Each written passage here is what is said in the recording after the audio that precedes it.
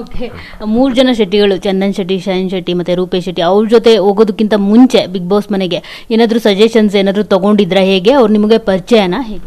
Actually ಹೌದು, ನನಗೆ ಚಂದನ್ ಅವರು ಪರ್ಸನಲಿ ಪರಿಚಯ ಇಲ್ಲ, ಬಟ್ ಅವರ ಆಟ ಎಲ್ಲ ನೋಡಿದ್ದೀನಿ, ಸಾಂಗ್ಸ್ ಎಲ್ಲ, ಬಟ್ ಅವರು ಅಷ್ಟು ಡೈರೆಕ್ಟ್ ಪರಿಚಯ ಇಲ್ಲ. ಶೈನ್ ಅವ್ರ ಹತ್ರ ಮಾತಾಡೋಕ್ಕಾಗಿಲ್ಲ ನನಗೆ ಕಾರಣಾಂತರಗಳಿಂದ, ಯಾಕಂದ್ರೆ ನನಗೆ ತುಂಬ ಲಿಮಿಟೆಡ್ ಟೈಮ್ ಇತ್ತು. ಬಟ್ ರೂಪೇಶ್ ಅವ್ರು ನನ್ನ ಮುಂಚೆಯಿಂದಲೂ ನಾವು ತುಳು ಇಂಡಸ್ಟ್ರಿಯಲ್ಲಿ ಏನು ನಾವು ಕರಾವಳಿ ಇಂಡಸ್ಟ್ರಿ ಏನಿದೆ ಫಿಲ್ಮ್ ಇಂಡಸ್ಟ್ರಿಯಲ್ಲಿ ಒಂದು 5 ಜನ ಲೀಡ್ ಆಕ್ಟರ್ಸ್ ಅಲ್ಲಿ ನಾನು ರೂಪೇಶು ಒಂದು 5 ಜನ ಇದ್ದೀವಿ.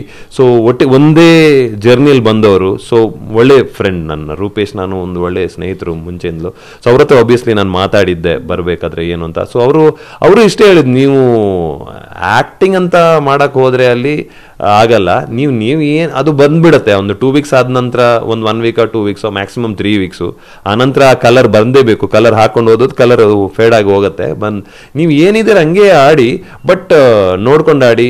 ಅಂದರೆ ಎಲ್ಲಿ ಏನು ಟಾಸ್ಕು ಅದು ಇದು ಬಂದಾಗ ಎಲ್ಲೂ ಬಿಟ್ಕೊಡ್ಬೇಡಿ, ಮತ್ತೆ ಜನರು ಅಂತ ಬಂದಾಗ ನಿಮ್ಮತನನ ಎಲ್ಲೂ ಕೊಡಬೇಡಿ ಅಂತ ಒಂದು ಚಿಕ್ಕ ವಿಚಾರಗಳನ್ನ ಹೇಳಿದ್ರು.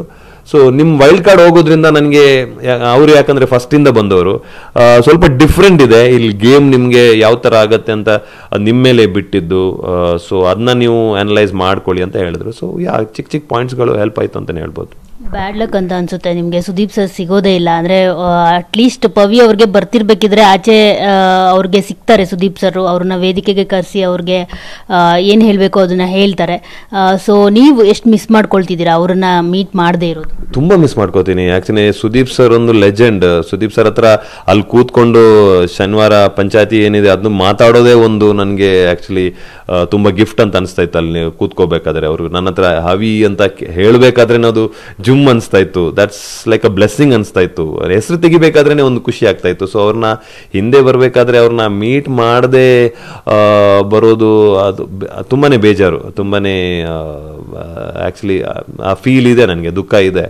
But end of the day ಕೆಲವೊಂದ್ಸಲ ಏನಾಗತ್ತೆ ಅಂದರೆ ಬ್ಲೆಸ್ಸಿಂಗ್ ಇನ್ ಡಿಸ್ಗೈಸು ಅಂತಾನು ಅನ್ಸತ್ತೆ. ಯಾಕಂದರೆ ನಾನು ಸುದೀಪ್ ಸರ್ನ ಭೇಟಿ ಆಗಿದ್ರೆ ಇನ್ನೂ ಇಮೋಷ್ನಲ್ ಆಗ್ತಿದ್ದೆ, ಅಥವಾ